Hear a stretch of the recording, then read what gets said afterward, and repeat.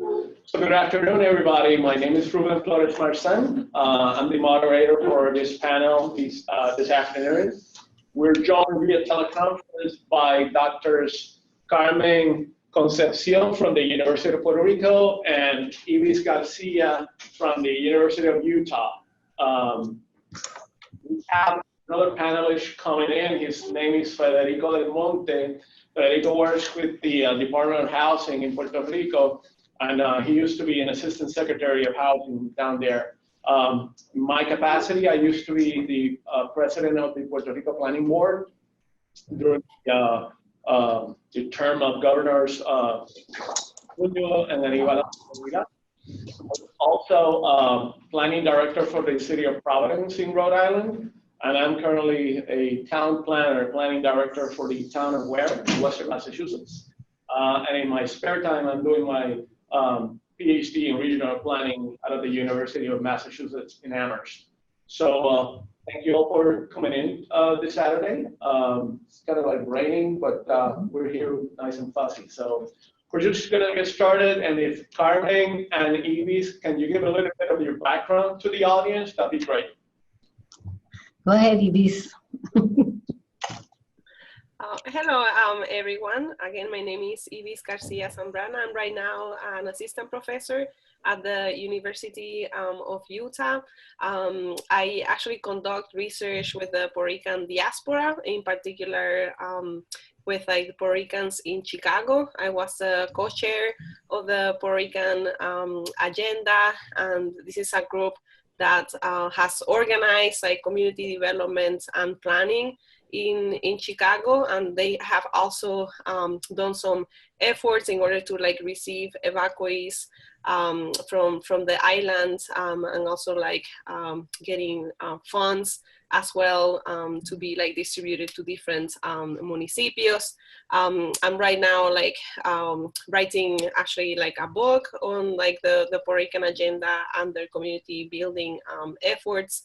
I actually, and this is what I will be talking mostly today, since like the hurricane being now at the University of Utah, I have been organizing a collective of planners, and it's like planners for Puerto Rico, and it is like composed of like people from like the American Planning Association, the Associate Schools of Planning, Collegiate Schools of Planning, I should say, the Urban Institute, FEMA, but also the Center for Puerto Rican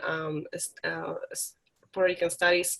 And we have identified several things that we want to work on, from like providing technical assistance in Puerto Rico, and obviously the University of Puerto Rico also is part of this, to like conducting studios in the island for communities in need, and just like so studios like planning assistance and also advocacy as well. And I'll talk a little bit more about those things. I think that would be a good introduction of myself. Thank you. Carmen. Okay, hello everybody. My name is Carmen Concepcion. I am professor and director of the Graduate School of Planning of the University of Puerto Rico. I have a PhD in planning from the University of California at Berkeley. And before coming to Puerto Rico, I had the opportunity to teach at San Diego State University and at the New School for Social Research.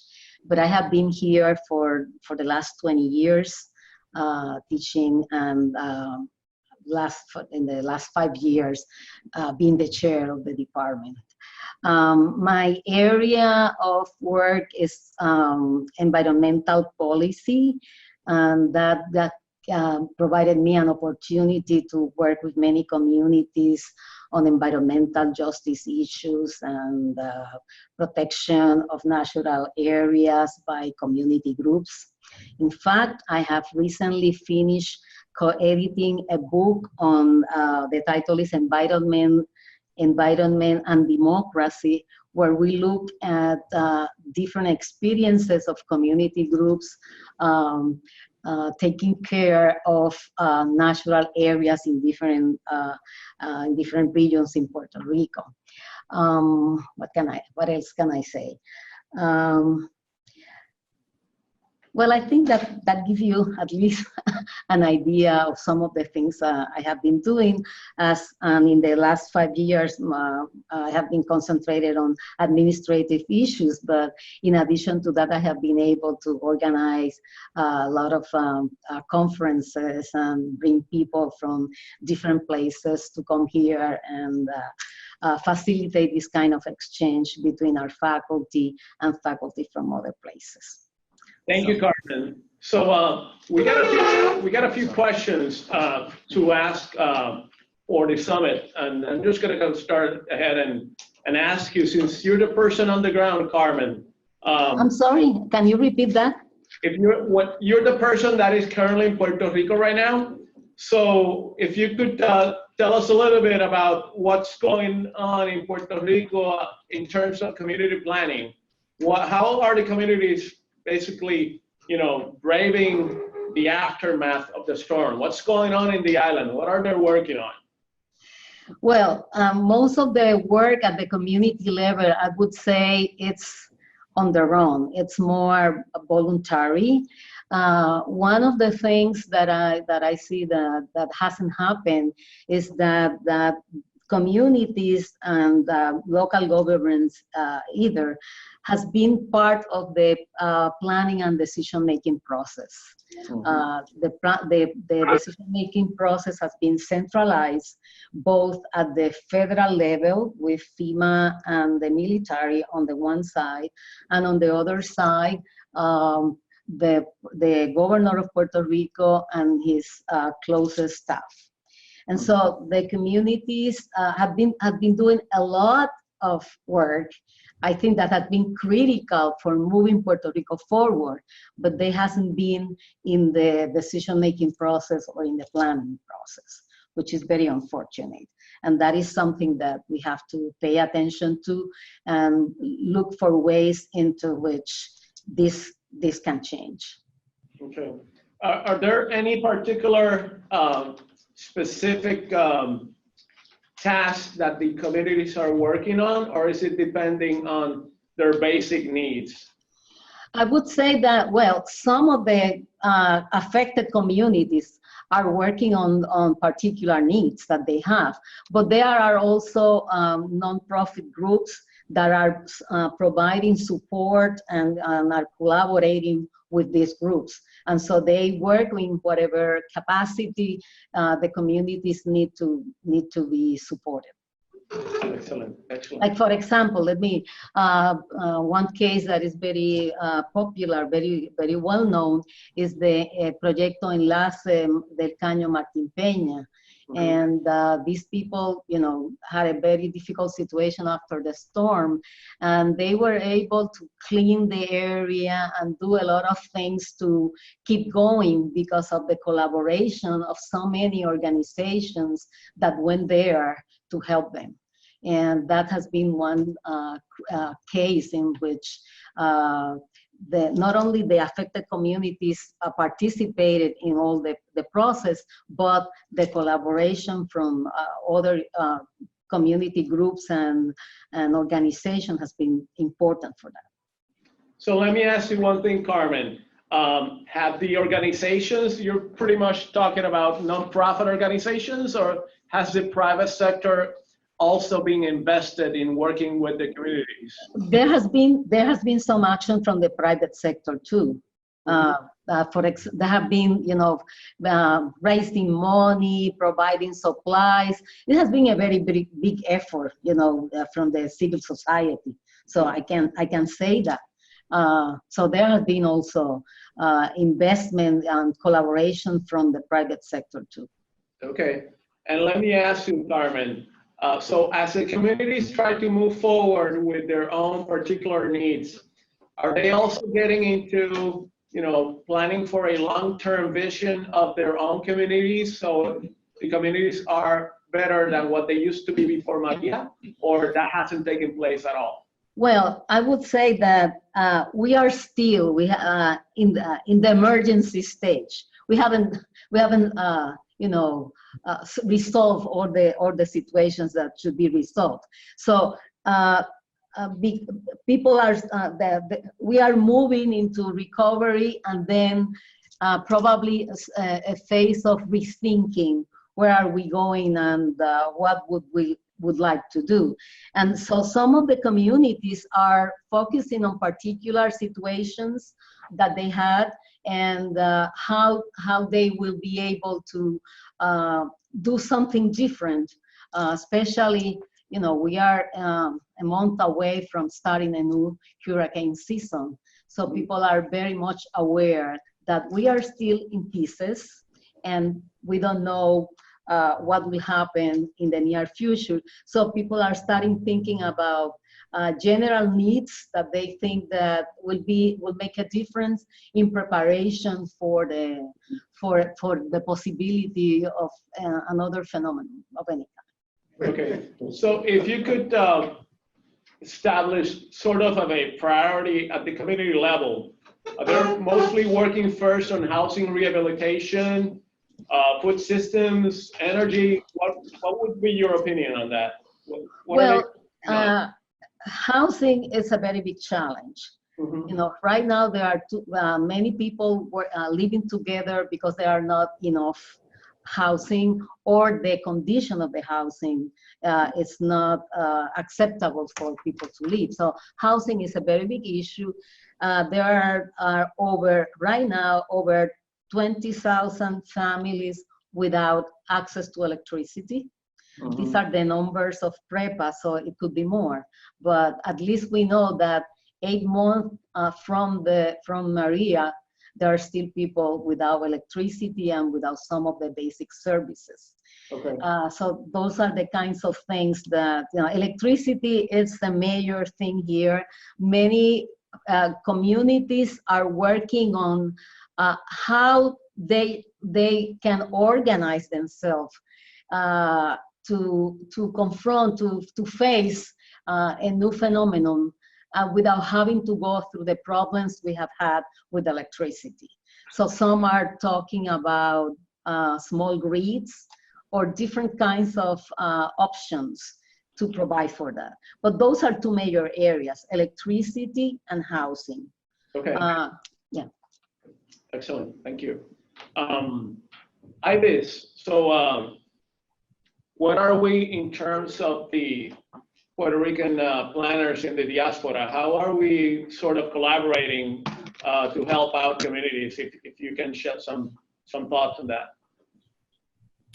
So since like I would say like in middle of October, when there was like the conference of the Associate Collegiate Schools of Planning, there was like a round table, and then a lot of people like sign in to be part of a listserv that will share like news about what's going on in Puerto Rico, but mostly also maybe opportunities of like what people could do, like for example, studios and technical assistance. So there has been like a smaller group, as I mentioned, just like that involves the American Planning Association, Urban Institute, Centro University of Puerto Rico, and other groups that have been like meeting monthly and just like looking at what is making like a capacity inventory of like what everybody could contribute and bring to the table. So part of the idea is like the Urban Institute is right now like searching for funds to be able to create a hub that is combined with the University of Puerto Rico. So they have put like proposals, I will say, like about like 2 months ago, and they're still like trying to find funds for that. But we know that that recovery is going to take a while in Puerto Rico. So again, we're like, those things are happening, but they will take time, right? And that hasn't been established yet. The American Planning Association has been, or actually like from Irma and Maria, they started like a foundation, and they like raised $53,000. So it's not like, it's not a lot, but it's supposed to be for planning, and right now, like they actually have like a call for proposals, and you can look for that in the American Planning Association. The call for proposals ends in like June 18th, and the idea is that people who are like planners, but you don't have to be a planner, you just have to have like a planning idea, and you have to get together with planners, right, in order to like pursue these funds. And then again, they're like small grants that you can do like community engagement. So that's like one of the focus, just like concentrating in small neighborhoods or communities that are in need and having conversations about planning for the future. So that's one of the things that they want to fund. They also want to fund, like if you are a planner and or if you're conducting some kind of like community development, or maybe you're in a nonprofit, but you're dealing with like issues of recovery and you need some training for dealing with like disaster recovery in particular, maybe learning more about FEMA or whatever that might be. They also pay for travel and for training for you to be able to prepare yourself. And those kind of like the two major things that they're funding. So again, that's like something else that they have been doing. And there's other things, like of course that El Centro is like doing with the University of Puerto Rico, and Carmen can probably talk a little bit more about the conference that it will take place in June 15 in Puerto Rico. I don't know if you like people in the, know that Edwin Melendez, actually the executive director, is a planner by training. So there has been that connection as well with El Centro. So right now it's again, the things are kind of slow because there will be some and the connections have been more like, you know, like you meet someone and you talk to somebody else and things happen on the ground, which I think that is a great thing that also, or like what the Centro is doing just is great, which is like making networks and connection between people. So they establish these networks, even though it might be more informal, but then come together through a particular forum that might be a Centro or Planners from Puerto Rico, which is this group that I have been talking about. So if people want to learn more about it, so we have like a listserv, maybe get information to Rubén later to seek for particular opportunities in terms of, again, technical assistance or studios and things like that. Thank you, Ivis. So we're just joined by our good friend, Federico del Monte. Federico, like I said before, works for the Department of Housing and Community Development in Puerto Rico. He used to be Housing Undersecretary under Governor Aníbal Acevedo Vilá. And I'm just gonna let him talk a little bit about, you know, your situation in Puerto Rico, you know, all the challenges and the different opportunities that have arisen from Hurricane Maria, what you guys are working on the ground. That, like you and Carmen are the ones that are actually in the island, and you can tell us a lot about it. So Federico, pleasure to have you here. Thank you. Thank you to the Dr. Melendez for invitation. My name is Federico del Monte. I am planner and architect, and I work with the housing department. And here more in the role of Vice President of the Puerto Rico Planning Association. Thank you. The advantage to speak to the end of activity is that a lot of idea has been exposed. But in one note I see from the community planning point of view in Puerto Rico, we are in a crossfire. we have the debt problem of the government. And all the proposal part in social service, in educational, and school closed, and this is a big problem. The other the crossfire has been the Hurricane Maria. It's important to remember that the first aid to community come from the same community, and that is important because the community that better respond to the hurricane were the community that has some community organization, and that is important. At this moment, the big question is about what going to happen with the government and the debt. Because at the moment, in Puerto Rico, is no budget approved for education, for health, and it's a big question mark what going to happen. And the principal point is that we need to accept the fiscal plan because it's the only way that some negotiation to cut the debt can be accepted by the courts. And this is in Spanish, sin nudo gordiano. If you need to accept that, because it's the only way that you can have some hope that the debt can be cut. This is the problem. In the other way, the fund from HUD and FEMA, from the recovery of the country, can be a good opportunity to promote some new kind of model of development. But the problem is, at this moment, is the process is top down, with little participation from the community.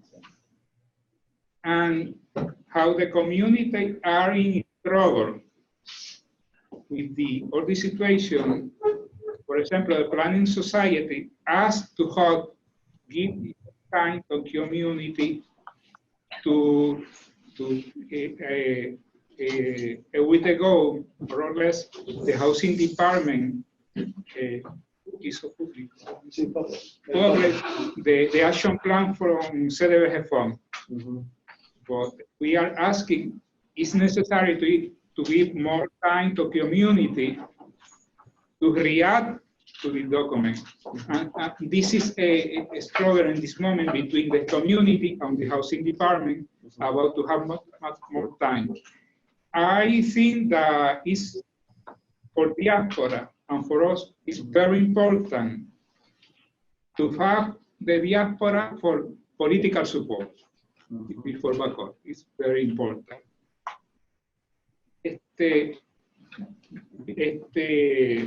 Do a connection between projects and necessity and resource. A very important point. And for me, it's very important to defend the University of Puerto Rico. Central for Puerto Rico that the education for young people, for poor people, do not be closed or difficult. And for me, it's very important. And the community and the people are in the process of organization. The people is in the street. The people is in protesting. But we need more backup because it's a big reto, challenge for Puerto Rico in this moment. Okay, excellent. So let me ask you, Carmen, how can planners in the diaspora collaborate with all your efforts with the Puerto Rican Planning Society and the different planning agencies in the island, because obviously there's a geographical difference, but also distance, but also there's a communication distance, in the sense that there's a lot of information that here in the mainland we're getting, but that is not being necessarily validated with what's happening on the ground. How can we ensure that, you know, our efforts up here in the mainland US are aligned with what's needed on the ground? Could you share some thoughts on that? Yeah, well, that's a difficult question to answer. First of all, in terms of information, information here is weak. We don't have strong information. That's a major problem. And sometimes even what it is provided as official information, there are changes over time. So that's having said that, we have to deal with whatever we have available, especially as planners. You know, we have to deal with the information we have. In terms of collaboration, one of the ways in which that can be facilitated, at least that was the idea, was the network, the platform that Ivis discussed at the beginning of when she was asked about what this project entails. And because at the beginning, I got many emails and calls for people asking for collaboration, and it's very difficult, you know, for our program is a small program to be able to channelize all that. So that's why I asked for a platform where people can go to, where there will be like a list of projects and things like that, that people can look at them. And there are different ways, of course, of collaboration. There are people who are more interested in developing particular projects or in working with communities in their particular needs on a more general kind of project. But there are people who talk about the possibility of doing courses, practicums, and things like that. So there are different kinds of possibilities where how this collaboration can be structured. And I think that I still believe that the best way to go is through this platform that has been established, because, you know, all people who are there are, as Ivis mentioned, a variety of planning programs, but also organizations, and that's a way to structure some specific collaborations. So let me ask. And Rubén, I will add, just like if you have a sheet and you pass around a sheet to the people who are in the audience right now, I can add them to like this listserv, but also like Centro is creating a platform. It's like through Facebook, by having like communication by different working groups. And I must apologize because you know, we academics is like we are crazy ending of the semester, so I haven't set up the Facebook page, but this is like part of the goal. So if you guys can put emails, we can like set up a Facebook page through Centro as well and have those different kinds of platforms. And as I said before, we have a smaller group that also meets in phone calls like every month, and it's a great way to share opportunities and also like ideas and just sharing what's happening with FEMA, with like just like different organizations. So that would be the best way to be connected. If you're here, just like pass around the email. And of course, I know that Centro is doing this, so we can also convene in person. But part of the idea of Centro is like we have that intermediary conversation, right? So we meet, this is the platform in where we meet, and then we have these smaller working groups through Facebook, email, and then video discussion. I think that we do this like also through Zoom when we meet. once a month, just to keep going that communication. Okay, thank you. So Federico, let me ask you one question. Is there any type of community planning work happening in the community, like design charrettes, feasibility studies, vulnerability assessments that you know of? Yes. For example, the last month of March in the School of Architecture, the School of Planning, and the Center developed a workshop in the School of Architecture. For example, architect Manuel Bermudez, that is my right, was in the process. That was a very good exercise when we work with Santurce, Lloren Torre, Playita, we work with Canovana, Loíza. Okay. And they did a very interesting project. For me, that is important is to show that there is another model to promote the urban redevelopment, community development, that is not only the official action, because the government see the problem like a construction problem. And yes, the construction is part of the problem, but the problem is not a problem of construction, a problem of community development, the resilience, and that we need it to show alternative model.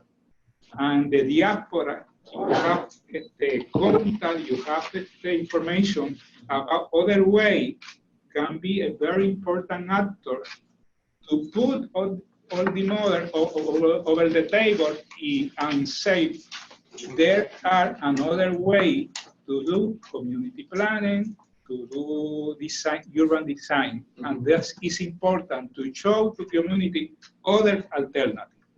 So let me ask you forward on that.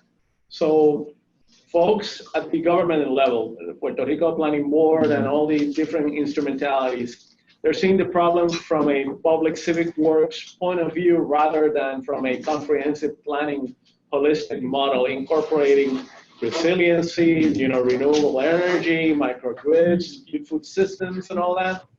So what's the role of, planners outside government in trying to work out those differences, like the Puerto Rican Planning Society, the architects, the engineers? How are these folks collaborating to have kind of like a front to get to my old place, the planning board, and say, hey, listen, you need to consider this, and we need to make it happen because we need for Puerto Rico to be better than what it used to be before Maria. That's the whole point behind the investments. So I think the problem is to professional level, there is the people is clear about the alternative model. But the problem, and I am Sandra Rodríguez, a newspaper person, is here because we need that this discussion go to the public level. That is not a discussion between architect, planner. We need to elevate this discussion to the public level and to educate and discuss about other vision different to the government about the problem, and to educate the community about this. That again is not only the construction problem, and this is the point of view of the architect, the planner, community leader. The people need the house, but education, need health, need public transportation, need work. The people need to work. We are in the process to elevate the discussion to the public level, to push the government, to hear the community, to hear the planet, to hear the diaspora. And in this effort, your support is very important. So I got a question for the three of you. It seems that the planning process doesn't have a leader right now, and that there's some discussion in regards to who's in charge in terms of planning. Is it the Puerto Rico Planning Board? Is it the municipalities? Is it the same old players? Is it FEMA? Is it the Puerto Rico Fiscal Oversight Board? Who's in charge here? So, Ivis and Carmen, if you have some thoughts, and then Federico, please. Yeah, well, one thing that I would start saying is that, looking at it on the positive side, that Hurricane Maria has given planners an opportunity to bring the planners discourse back in place. For many years, planning has been done by different specialists, and very few planners. That has been our story. But with Maria, for different reasons, especially because of the intervention of federal agencies, when they ask questions about planning, I have been even asked at the beginning whether there were many professional planners in Puerto Rico, because all these agencies coming together, when they were talking about planning, there were very few planners or none in the groups. And I said, no, there's a lot of planners in Puerto Rico. Our school have graduated over 800 planners. At least half of those should be around somewhere. So that's a main problem. And for now also, the planning board, I had a conversation with one of the member of the Collegiate board the other day, and she's acknowledging that now people are turning to the planning board to say, well, because you're supposed to be in charge, how we are going to do that. So slowly, it's a very slow process. There is a realization that planning has a lot to offer, and that we should be part of the process. And at least I try to look at those situations as positive, but there's still a lot to do. We are having a symposium next week, and part of the conversation will be about the role of planning in Puerto Rico and what planners can offer to all these processes, and the fact that there is something called disaster planning that we need to pay attention to. So I have been seeing this as an opportunity for us to push the profession and the planning activity in Puerto Rico. But there's still a lot to do. We are just beginning in that process. Okay. Ivis. Yeah, I have to agree with Carmen. So this is like a great opportunity to like bring people together, because as you said, Rubén, there's a lot of different players, and there has been like players like for example, the American Planning Association. It hasn't been that present in Puerto Rico, but again, it's a great opportunity to have that interest and build something. So the Puerto Rico doesn't have actually an American Planning Association chapter, right? So there's not a place where there's these types of conferences that happen every year, like they do in like the majority of places in the States, and also like have people dedicated again to bringing forums but advocating for planning. So maybe there's an opportunity for a new organization or maybe an APA chapter. And again, like the things that are happening are pretty organic, right? So they need a little bit more formalization, but I hope and I trust that that will happen a little bit with time. And as you were like phrasing the conversation, Rubén, about like, who is in charge. I think that, it's not about like someone being in charge, but like who is like maybe like convening, right, and facilitating this discussion. And right now there's like different places that's happening. So I think that there's great opportunities actually from the University of Puerto Rico being like one of those conveners. Also like Centro But again, maybe it's like creating a new APA chapter. So I don't know like where that will go, but those conversations are happening, right? It's a matter of like formalizing things maybe a little bit more, but collaborations are happening. So even though there might be not a clear bus, I don't think that we necessarily have to have that. So perhaps we don't need to reinvent the wheel, since we have the Puerto Rican Planning Society, and I'm one of the members of that chapter. I'm also a member of the American Planning Association and the American Institute of Certified Planners. So I think it's a matter of, you know, making the most out of what happened here, and this is a lemonade, and we make it sweeter or not. It depends on us in working together. So I know that there's, in the audience, we have the president of the Puerto Rican Planning Society, and Federico is also a secretary, correct? Vice president. So, you know, I think it's a matter of, you know, putting these folks together during the conversations that we're having during the following weeks. You know, something that they're amenable to, now that there's going to be grants in place, so communities can get trained and all that. Perhaps you and I can help out bridge that gap. I'd like to ask one question. So with the folks in Puerto Rico working so hard to bring everything together, and us here in the mainland trying to, you know, our best, the few resources that we have to put things together so we can help out and be part of the contribution so Puerto Rico becomes better.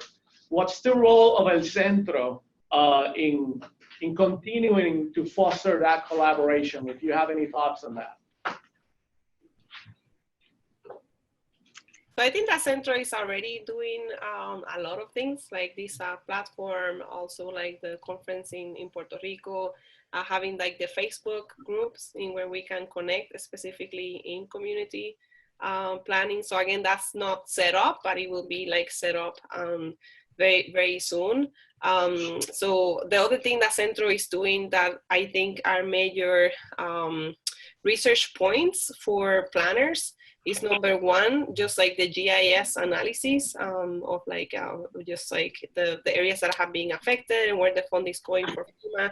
So I knew that Centro has put some reports on that, and it's like getting out of GIS data.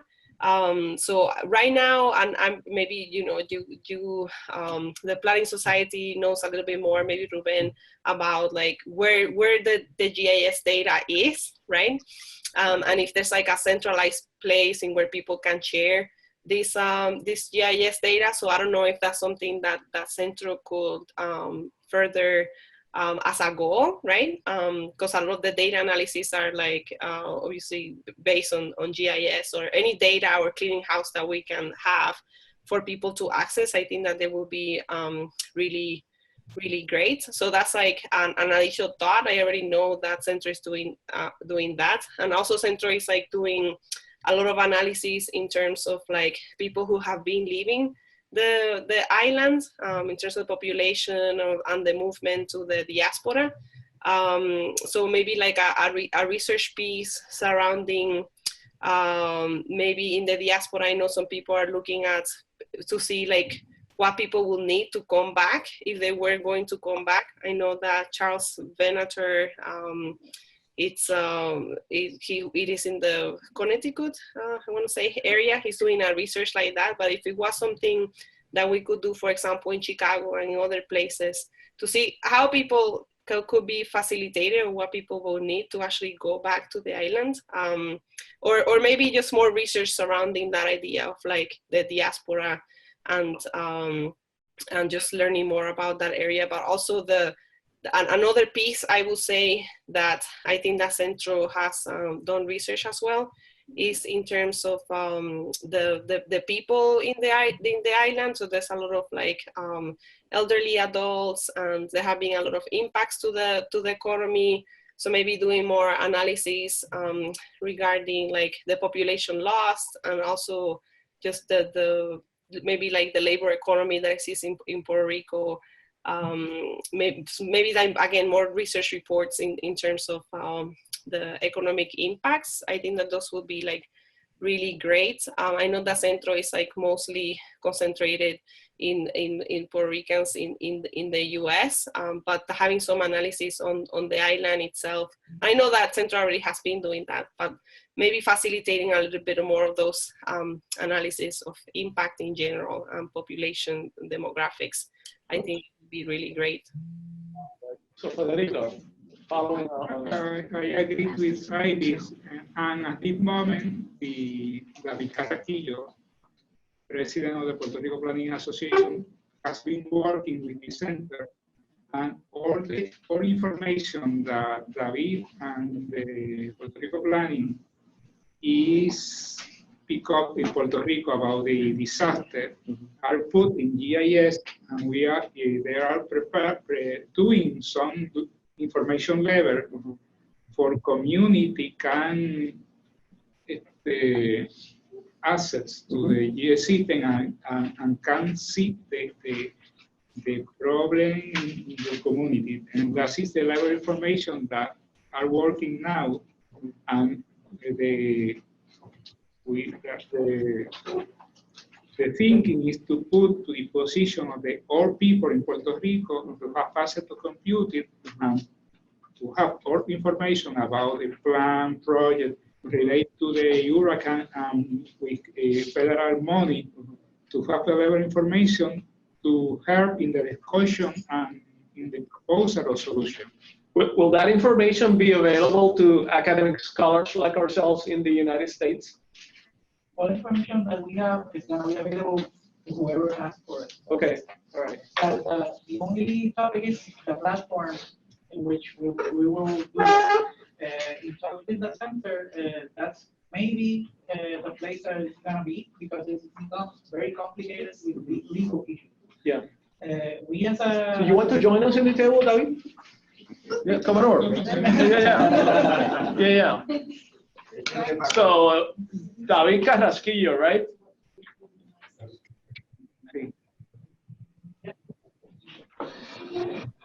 Yeah, have a seat. David Carrasquillo, right? Yeah. Awesome. Well, it becomes really complicated because of data culture in Puerto Rico, because there's a culture of and there's a culture of privatization of public data. And there's a lot of information that we've signed contracts with different agencies. But we as a society, we've decided that we're gonna ignore those contracts. So we're waiting on anyone to sue us. I'd love today to sue us in some grounds of making public voting information.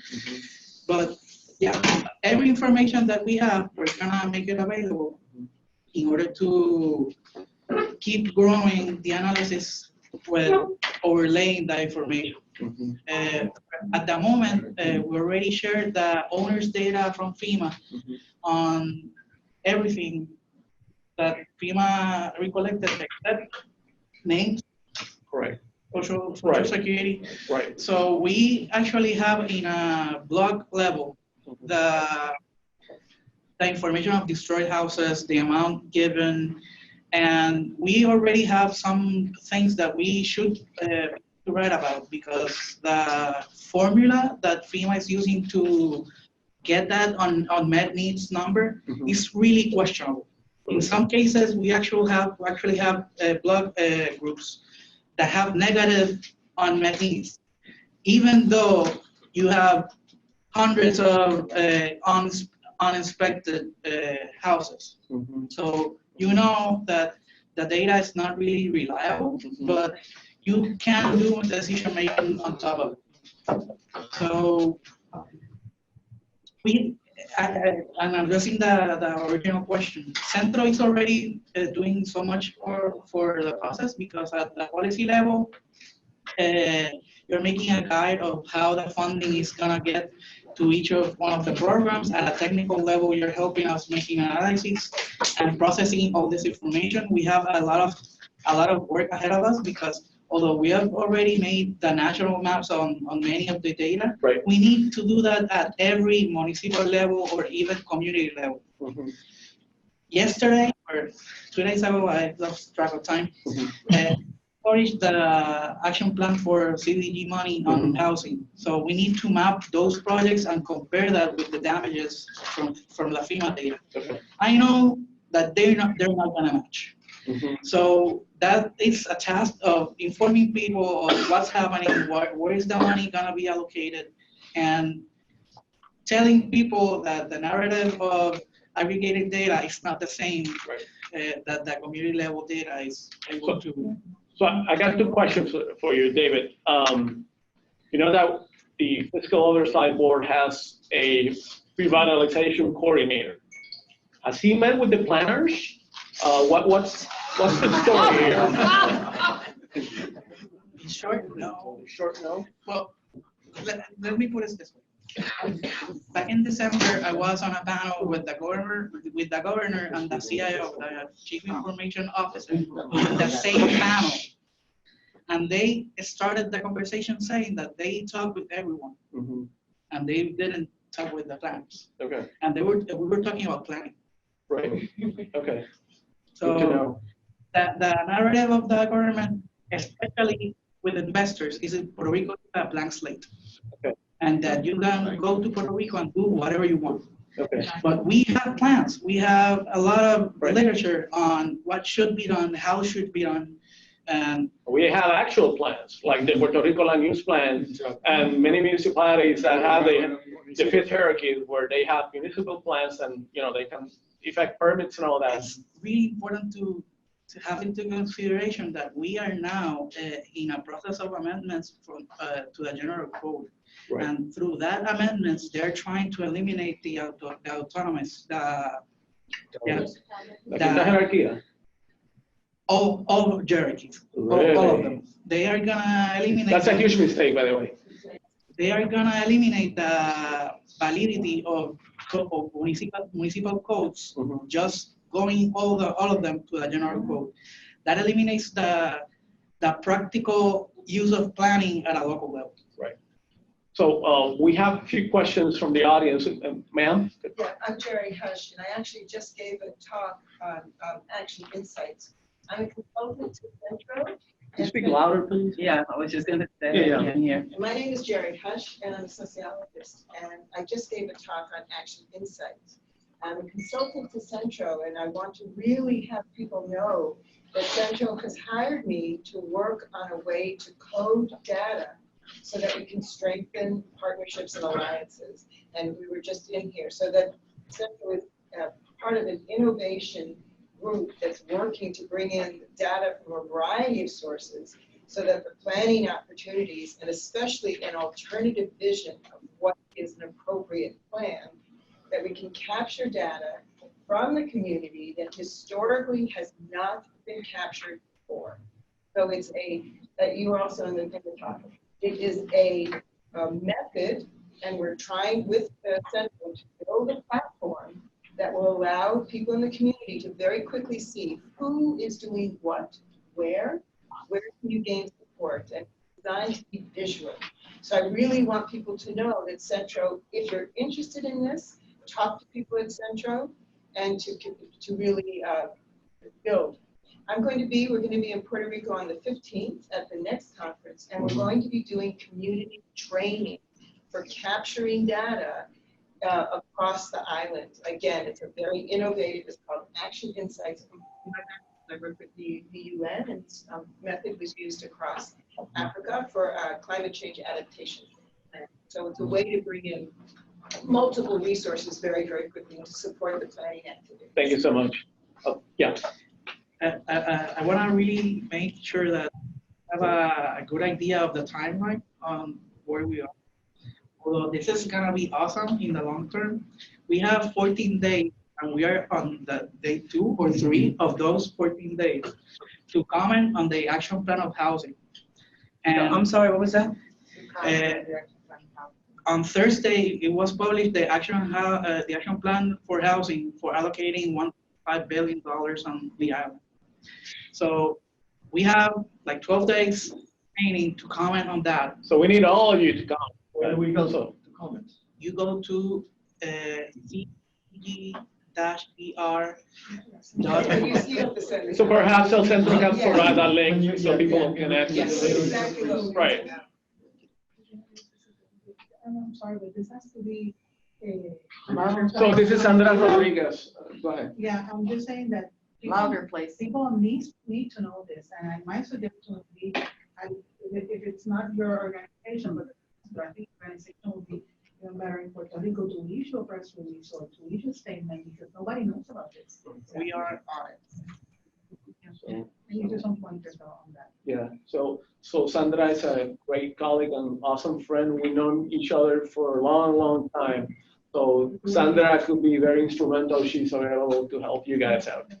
Yes, Can that please. announcement or press conference in some abbreviated form out to us so that we can paste it in Facebook? Of course. Yes, sir. I have a question, and it's twofold. Do you feel that the problems have been correctly identified? That's a question for Ivis and the panelists. So go ahead. And I'm asking that question because I spent from 2006 to 2013 my time in Puerto Rico, and that was my retirement. That was the dream of my life, et cetera, et cetera. And it's not the same place where I was born. Mm-hmm. The moral fabric has been destroyed. Consumerism has taken over, and nobody's questioning that in Puerto Rico. And the question that I'm asking is this, because I met somebody, a young man running for office, who was just, what is your background? Oh, I have a degree from Phoenix University, distance learning. The University of Puerto Rico, I've always asked myself, when distance learning came about, which was a long time ago, back in the 90s, why didn't the University of Puerto Rico adopt distance learning when there were 50 million Hispanics here? Most of them didn't know English, who could have benefited from that? Can you answer that? Well, they don't work for the University of Puerto Rico. And we don't want to get Carmen in any trouble. The reason, like I said, Puerto Rico is not the place where I'm in a little different society. Right. And this is a blessing in disguise. Yeah, just open up, all right? Because it was easy for anyone to become chancellor as long as he was affiliated with the ruling party at the moment. Or it was very easy to become a school principal. 50%, I was talking to a school principal there. Only 50% of the staff employed by the Board of Education of Puerto Rico was sitting in an office collecting a check as a supervisor. 50% of the staff, right? Because of the political corruption. Right. So there are fundamental problems in Puerto Rico. We're trying to discuss community planning issues, which education is obviously a community planning issue, but we'd like to gravitate towards that. So please. Yeah, mi nombre es Rubén Monte, yo soy planificador también arquitecto. Have you been contacted or working with Planners Network? I listen, yeah, you guys can answer that. Have they been of any help? Because theoretically, that's a progressive wing of the APA. Yes. Yes, I've been in contact with, like everything in Puerto Rico has become really complicated because assigning tasks for people is become a task. So, for example, with not only with a planners network, but also with APA, we've been trying to make deals with the mayors in order to make mitigation plans or other planning tools that they need. But it really becomes complicated because of logical details. Bringing them here, explaining the local context. Because I will volunteer. I've been in front of a center for many years, and I just retired from UMass Boston. Awesome. And I've been looking at, talking to Edwin here about somehow involving even students to do things. But I don't want to rush that because I did do that when I was at City College, and it's very complicated. And sometimes it overstresses the receiving community. So, right. But anyhow, But I would like to communicate so that I can be of help in those connections, because even though I'm not officially part of Planners Network, I am an old fart from the Planners Network. So we got two last questions, so we can wrap this up. But I would say that even though we're not still at a project level, every experience that you have from past disaster sites always helps. Right. Yes, sir. Yeah, El Nuevo Dia and other papers in Puerto Rico did a series of articles on the number of buildings that were built recently. This is before Maria. Puerto Rico, many of them completed but abandoned. Hundreds of buildings throughout. Then they also did a series of articles on the hundreds of buildings in Santurce, all along Avenida Ponce de León. And the conclusion that they left the reader with was that there are no planners. It's like anarchy. So Actually, that inventory done by planning. The inventory of abandoned buildings? Yes. So, Yeah. ma'am. You know, given the devastation that Maria, how do you call, ended up, resulted in, obviously, you know, some analysis probably has been taken in terms of the structures, you know, because even the cement structures, you know, the houses that were made of cement, you know, were destroyed. So, you know, how does, with the new planning, you know, how does that affect how homes will be structured in the future? All right, so we got an architect here, perhaps can answer that question. In Puerto Rico, you have the building code. It's the same code in the United States. But the problem is the poor people do not have money to contract an architect, an engineer, and go to the permit office to submit the permits. The poor people in the rural areas or in the poor area of the city auto-contract your house. This is the reality. Puerto Rico, 42% of the family are below poverty level. That means that it's necessary that government have a public policies about housing in the poor community. Exactly. This is the big problem. I mean, but I mean, if people go ahead and let's say construct a home without going through the proper channels, you know, the same, you know, like here, you get, I mean, you know, you get fined and you have to register the home and there has to be signatures of an engineer. That's not true. I worked here in New York City many years. I think that with this topic, I don't know, you know, I always lived in a private home, you know, my family, and anything that had to be done, you know, had to go through the proper channel. I think that with this topic, we can answer actually your question, and yours. In Puerto Rico, it's not that we don't have planners or planning, it's that we don't have a regulation for the real estate market. And the promise that the ELA made back in the 50s, what did not include the 53% that had to go to the rural areas to live with outside the system. So what we should be talking about in the future of planning for Puerto Rico is how to make that city, that promise that you make to all Puerto Ricans, available for all Puerto Ricans, not only to the percent that owns them. To the market sector, or the people in the market sector. Okay, Javier. I cannot agree more with what David just expressed. I think that Maria was an atmospheric system that passed by and caused a lot of damage. And this is a reality. We've been seeing the consequences, but for more than 10 years, there's been a system in Puerto Rico that it's been affecting the destruction of the fabric of a lot of communities and families. Mm-hmm. And that's a problem of housing, not at the traditional poor level that what we're referring as social housing, mm-hmm. but middle-income people, it's been affected by banks and that foreclosure processes. Mm-hmm. And when we're talking about thousands of people that are being losing their houses because there's no regulation regarding those processes, injustices are being caused across. And this is something that is going on right now. It's been in place for more than 10 years.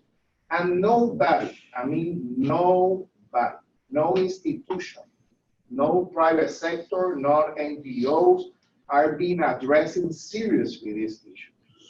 I mean, when we look at those maps of people moving from Puerto Rico to the US, we're not just looking at people that moved because they were affected by Maria.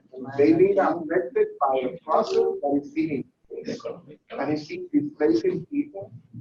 And that's that Ella put in place for many families. It's in the genetic of the families in Puerto Rico, aspiring for a home, aspiring for a place to live, a decent place to live. And that issue, it's when you put a home out of a family, you're taking everything. And I've been very close in my family. Actually, we live this in many members of our community. Everyone is underestimated. I think we cannot build community. We cannot be talking about developing community to change the one that we have right now. And then start addressing this issue will help us. So Javier, just so people know who you are, please introduce yourself. I'm Javier de Jesus. I'm an architect, but I'm right now working at the Universidad Sagrado Corazón as an innovation center director. So yeah, I was a former advisor to the governor in urbanism, infrastructure, and environment, and those who know these people. And a great friend of ours. Well, I got one more question, sir. I have two concerns, and they all have to do with the same thing. I am not of the diaspora. I was 38 years ago. I returned home when I was 27. I lived here for 23 years. My family totally lives here. I am a Catholic priest, and I am living and working here. I was 6 months.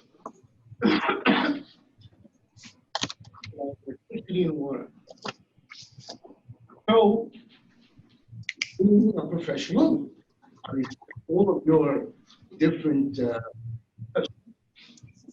but I know, and I lived, that for the first few weeks, they did whatever they wanted to do, put some lighting up on San Juan and some of the areas near San Juan. But the rest of us were not even considered, and we asked. I went through that.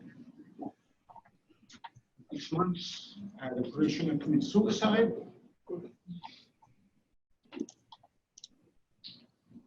From one of the urbanizations next door to us, they put a mother-daughter combo FEMO.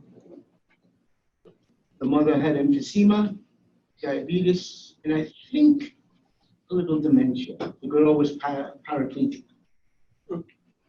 And I spent weeks buying water, ice, coffee, milk for them until one night the girl was charging her phone. She was using it at the same time. She went to sleep, and she got burned. Second-degree burns on her body. Her mother inhaled all the, oh my God. And so they were for weeks in the hospital. I know that, excuse me to the journalists, that too many sensationalist stories came out on the news. Few people went, for instance, to El Barrio San Salvador in Caguas, where they just got right last week. Or to Ciales, that was in an unbelievable way. Are we really going to ask those people what they need? Because the government there didn't do it. Trump's throwing of bounties in Guaynabo didn't do it. And I'm not, I was at Sagrado Corazon as a teacher, prof. I am still active as a Catholic priest, but I represent the people.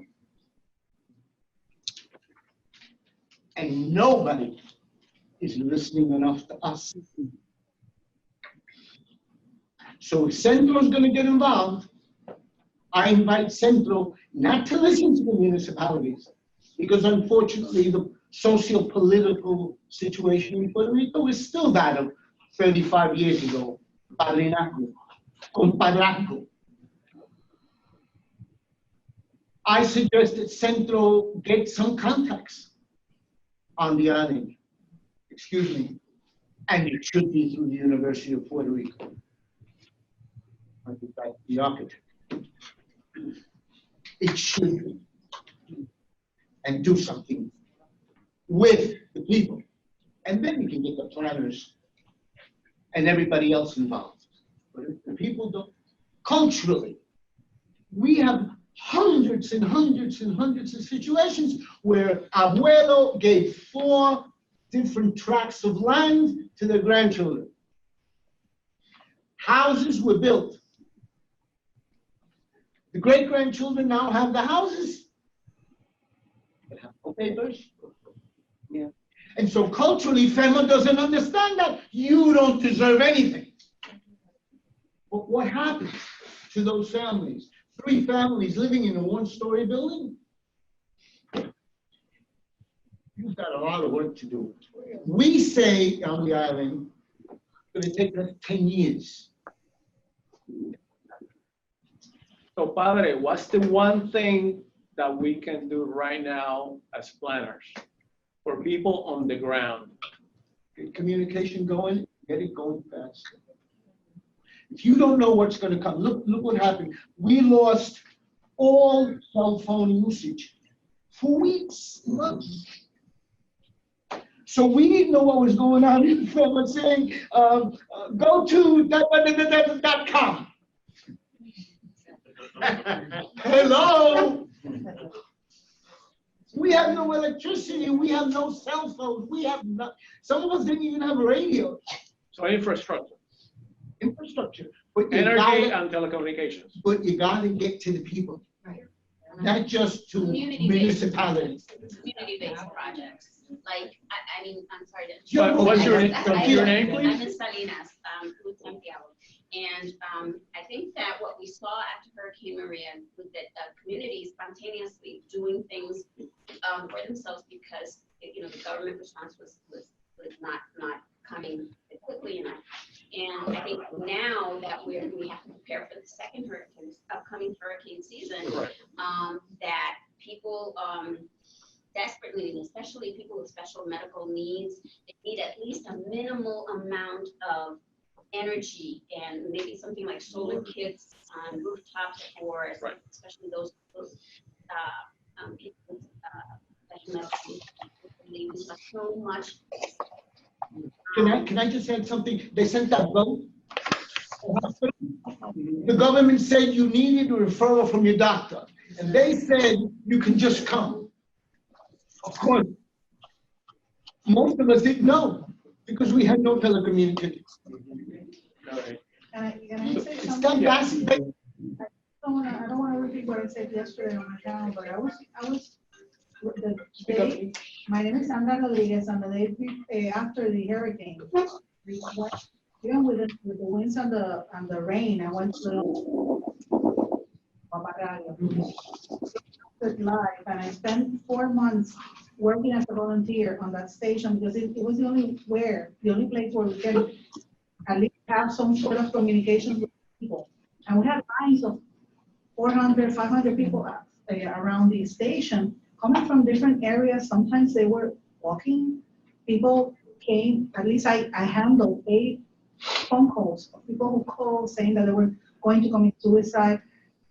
Lady that came with visitors and was a victim of domestic violence. There was another lady who called on the radio because there was no police station near her home. she was hiding from her husband who was trying to kill her. And a nun heard that story on the station, and I don't know how she was able to handle that woman, and that happened. And I mean, there's so much we can do. And as I said, I did it. I understand why you went through, Father, because I also went through that, and I heard all the stories. And at this moment, what my concern with the media in Puerto Rico and with the communications is that people are not hearing what is really going on. I mean, it's good that the planners are trying to plan, but the people at the base, they don't know anything. And the people that control the media are aligned with the and with FEMA and also with the planning board, the planning, la Junta, and they have, yeah, they're controlling the public opinion. You have convicts on the radio, talking on the radio, like Jorge de Castro Font. I mean, if the center is going to do something, it has to go deep into the society and try to change the narrative. And I couldn't agree more. Please. We're still being told that 64 people died because of the hurricane. Yeah. We in the island. That's what we're told. Yeah, yeah. And it's over 1,000 last count. You know, there's an organization that was started by a group of young adults, and it's called La Mañana. And they do exactly what they do. They come into the different communities. Can you say the name? La Mañana. La Mañana. Thank you. I knew it. I was trying to get it from my phone because I can't get Wi-Fi. And they actually do exactly what you just stated. They go into the communities, they work with the community, they ask them, what is it that they need? What is it that they would like? And then they train them, and help them get started, and it's been, I mean, from 5-year-olds all the way to the elderly, a part of rebuilding their communities. You know, if you know anything more about it, please, add to it, because it addresses exactly what he is saying. The things that the government in Puerto Rico was not allowed that to happen. They're trying to do it. Yeah, they're trying to avoid any from the local government, because the local government was not responding quickly enough. So you didn't see what you just said. People started acting. All right, so I think we're out of time. This has been a great conversation. I'd like to thank everyone here today. Just stick around in terms of connecting with it, what El Centro is doing, and us with the American Planning Association and the Puerto Rican Society of Planners. Federico, pleasure again. Ivis, Carmen, awesome, and David, and Sandra, and all you guys. Thank you so much. You're right.